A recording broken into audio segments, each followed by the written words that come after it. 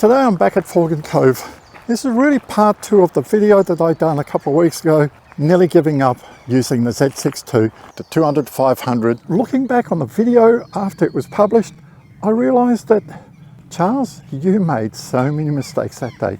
Maybe because you were having a bad day. This is about the time that I was down here last time, around 10:30 a.m. and the light is very harsh, but I wanted to replicate the same conditions. Now, this is the area that I'd seen everything last time. Looks very bright on camera, but I can tell you, it is quite dark. This is where all the action I'm hoping to see.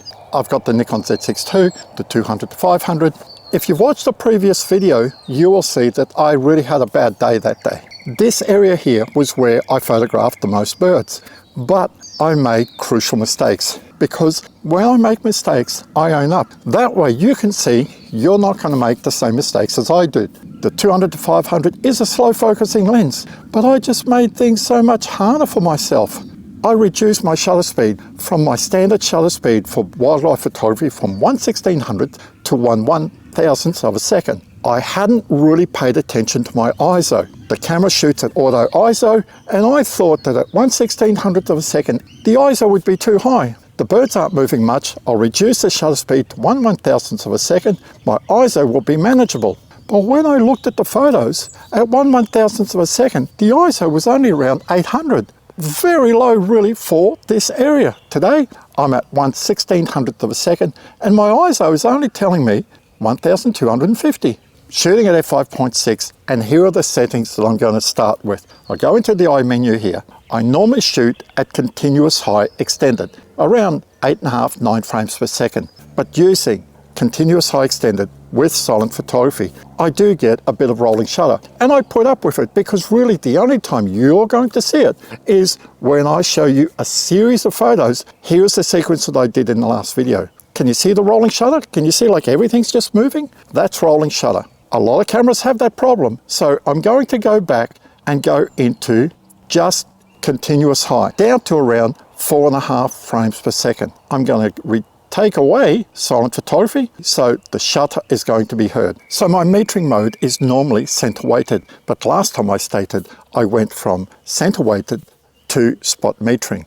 And today I'm not going to make that mistake, because center weighted normally gives you the best results. I'm going to leave it on center weighted. Then when we move over to the AF mode, I had gone to single point AF, because I'd stated that in dynamic area AF, it was just moving around, tracking stuff. What I'm going to do is not go to single point, not go to dynamic. I'm going to go to wide area AF small. Today is all about seeing how the camera functions and which best metering mode, which best AF mode works for these conditions, so that in the future, if I'm faced with this, I can go, I know which metering modes, which AF modes to choose. There's not going to be any second guessing like last time. Last time I was really chasing my tail around. I was very lucky to get some photos, but some photos were very dark. And when the photos are underexposed, when you get home, you've got to increase your exposure. You end up with all sorts of problems. I'm also in DX mode. So the birds are too far from me to be in FX mode. It works better in DX mode when you're far from your subject. Use DX mode. It's there for a reason. That's how I've set up my camera today. I can see there's a few birds around, so we're just going to wait for the birds to come to us. I was sitting down before thinking that the birds were just going to be in front of me here, but I'm noticing that there's some birds to my right here and some birds a bit to my left, but this gives me much better movement, and normally this is how I shoot birds. Oh, yellow robin. Now I'm a wide area small here, and it's doing a great job.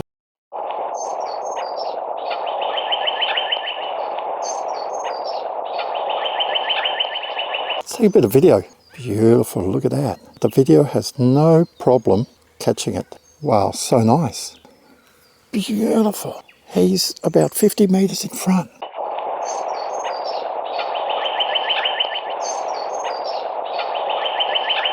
Let's get out of wide area, and I'm going to go to dynamic area AF and see if I have better luck, because where it just was very dark and it just couldn't track it. It's between two trees here. So let's see if I can get it in between the two trees. Having a hard time, but there you go. So take a look at this photo here. You can see where I focused. I focused on the bird in dynamic area AF. And this is a problem sometimes with dynamic area AF where you've got some clutter. It focused on the tree behind it, didn't focus on the bird. I'm going to go from dynamic area AF to single point. And let's see if we have better luck, especially in this doubled light.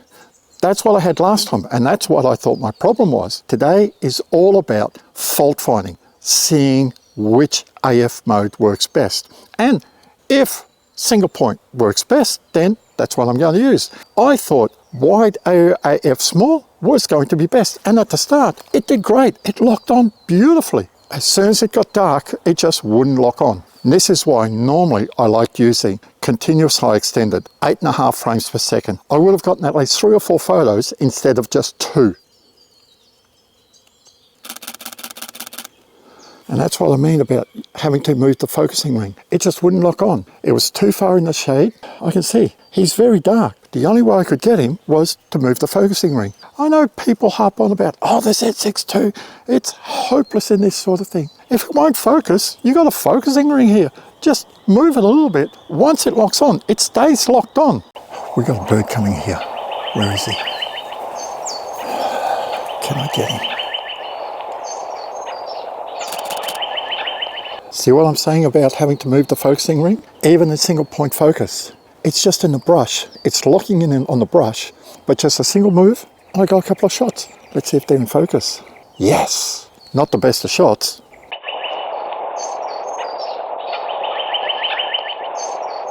Have I got the focusing point on? Bang on.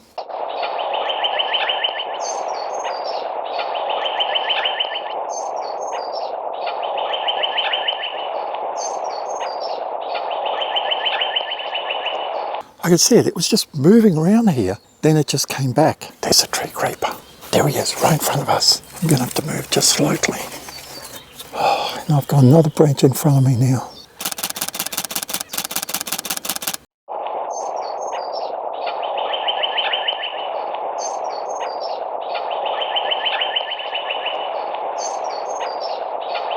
Confused, this Rufous Streaks Rust has a white-throated tree creeper. It looked very similar to the tree creeper because it has similar habits of going up and down small trees looking for insects. And look at it, it's just peeling off bark looking for insects.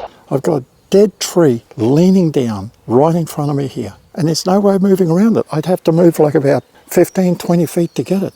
But I'm still very happy with what I've gotten today. I didn't get much video last time of the robins. You'll enjoy this video. Look at that, he's just sitting there preening himself. This is what I'm saying, 50 frames per second. I can slow this down.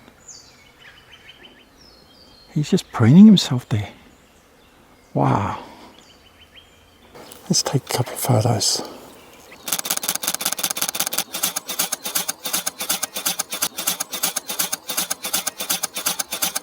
Let's go into continuous high, silent photography, and let's see if we've got rolling shutter.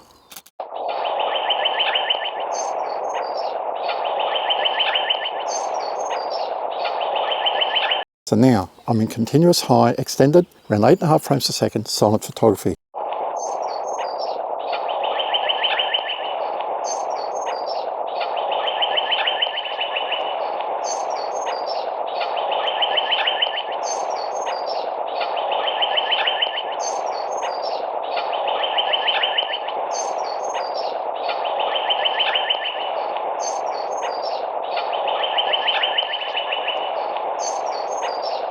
Look at it, it's right up here.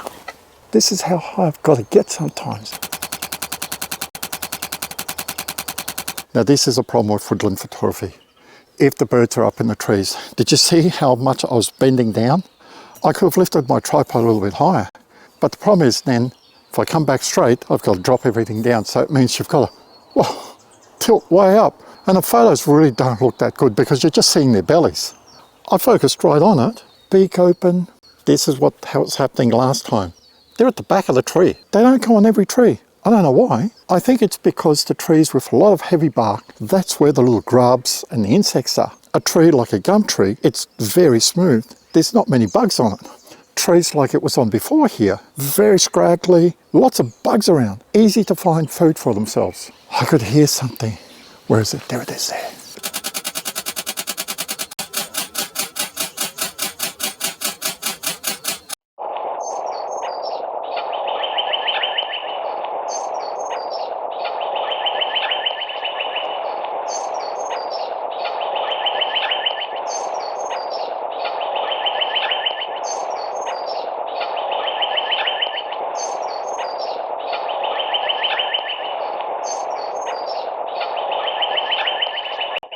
Look at this rufous shriek thrust. Just caught an insect.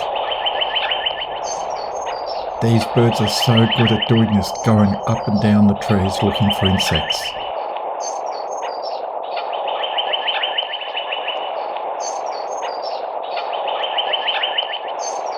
I was going to go into FX mode just to show you. I'm still locked on here. I'm going to take a photo just of the tree. So this is FX, full frame. This is DX. Can you see the difference? This is why I like shooting in DX mode when the bird is a bit of a distance. Your focusing square covers the bird more. You have more chances of getting a bird in focus. I've been here nearly 2 hours. I'm very happy with the photos and the videos that I got today, and I'm pretty sure I've achieved what I set out to do. I've been able to problem solve. I know now that my metering mode has to be center weighted, not spot, and never matrix. Or if you're shooting on a Canon, evaluative, which is the whole area. The only time really that I use spot metering is if I'm photographing a dark bird like a crow or a white bird like an egret. They're the only times to try to get a proper exposure. 90% of the time is center weighted. I just doubted myself at the start whether I really was using the correct metering mode. And at the end of the last video I stated I went to spot metering. And I think that was part of my problem. And for autofocus modes, between single point, dynamic area AF, or wide area AF small, here for this environment, it is going to have to be single point. Dynamic area AF didn't work. This is a problem sometimes with dynamic area AF. At the start, I tried wide area AF small in bright sunlight. Bang! I got photos, great. As soon as it went into the dark, that's it. It just hunted, it just wouldn't lock on. I came back to single point, and the rest of my photos were all taken in single point. And you saw, like I stated, that sometimes I had to use the focusing ring. The camera doesn't want to lock on. What are you going to do? Just keep pressing the AF button on, off, on, off. It's not locking on. You're going to waste a shot. The bird's not going to stay there for too long. You just grab the focusing ring, move it slightly. Once it locks on, hold the AF button on, the back button focus on, and it's going to keep locking onto your bird. Now before I go, I talked to a photographer just before, and he said that there was some variegated fairy wrens just up the top of the hill here. And I'm just going to walk up and see if there's some variegated fairy wrens. If there is, you'll see some in the video.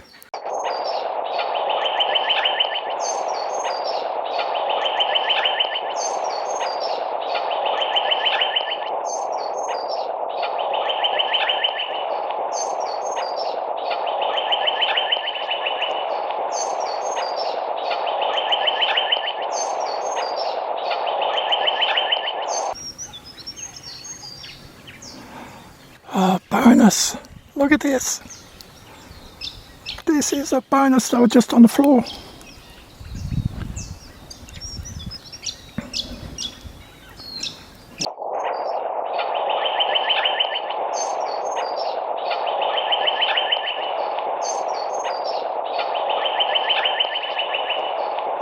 So thanks for watching. If this video has been of value to you, give it a big thumbs up. If you haven't subscribed to my channel, please do. Really helps me out. Stay safe, enjoy your wildlife photography, and I'll see you next time.